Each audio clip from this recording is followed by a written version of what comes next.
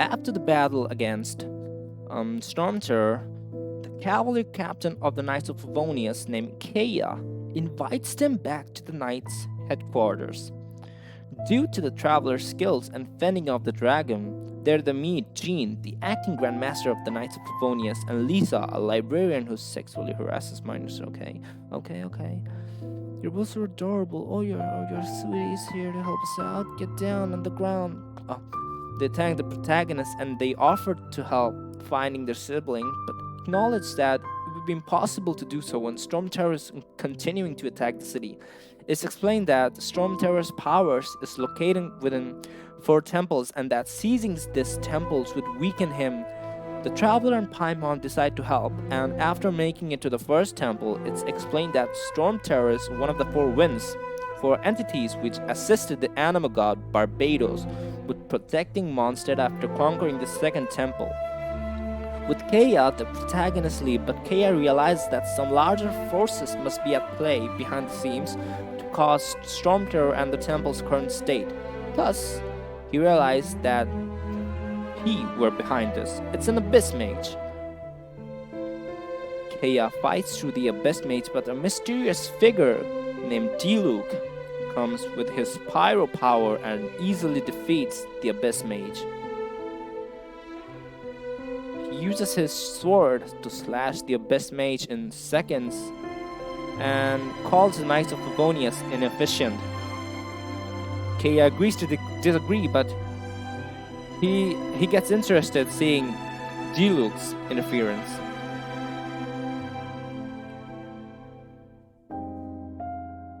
Lisa explains that Storm Terror's true name is Dvalin and that its hatred for Mondstadt likely led to its becoming corrupted, and that's why they didn't need to tackle his own temple because its power had already been consumed by Sate corruption. His hatred towards Mondstadt started due to the battle that happened 500 years ago. Dvalin was injured during this battle with another Dagran and had to go into hibernation, but once he awoke, the people of Mondstadt had forgotten him. And when he needed the animal Archon at the most, he vanished. After conquering the temple,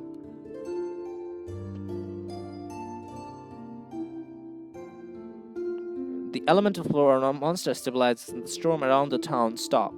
On the return to Mondstadt, the pair happens upon a dispute between Jean and a member of Fatui called Nesnaya, whose group goes by the name of Fatui. The Fatui are in Mondstadt currently as diplomats and are pushing for the killing of Dvalin. Prologue 2. For tomorrow, without tears. The crew returns to the Knights' headquarters, and the Traveler and Paimon show Lisa and Jean the crystal that they had picked up from Dvalin. The crystal appears to have impurities that repel those with visions, but it doesn't affect the Traveler. In the same way, because of the Traveler's help so far, and their great abilities, Jean grants the Traveler the title of an honorary knight, in hopes that the Traveler continues to aid the nation with regards to their Dvalin problem.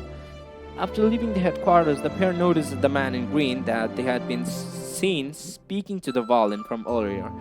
They give chase, and the Traveler reveals yet another unusual ability called Elemental Sight. It allows the Traveler to view the elements around them, and they use that power to follow the green bard. When they find him, they have it upon a tail of Dvalin. The bard starts his tale, and he says, and I quote, "What is sung transpired in days of war, when the divine archons still walked the earth. A dragon cast his curious gaze on the world. As he parted from the heavens that gave his birth, the dragon saw truth amongst common folk, but mortal trifles only fogged his mind. The wind-born bard strummed his string stoles, and the holy lyre answered his questions kind. The dragon was but a child full of wonder, and soared the heavens free from care. The bard's songs invited him to sing along, for he yearned to let all perceive him fair. Enchanting legends the bard and dragon were, but the tides of despair soon engulfed the land. The land fang perished and the falcon flag slept. as a wild dragon approached Mondstadt in lone stand. Over the cathedral loomed Death and his friends. Of the people's agony, the bard soon sang. The soaring dragon heeded his grave calls, and amidst the windstorms, a brutal war sprang. Blood of venom sent the side-squied dragon into slumber, only to awake to be expelled in Aether. Why do people in this age loathe me so? But the holy liar replied no more. Wrath and woe, vigor and venom poured from the dragon's bitter eyes. The dragon's curse sprawled in silence, but the liar could no longer soothe his cries.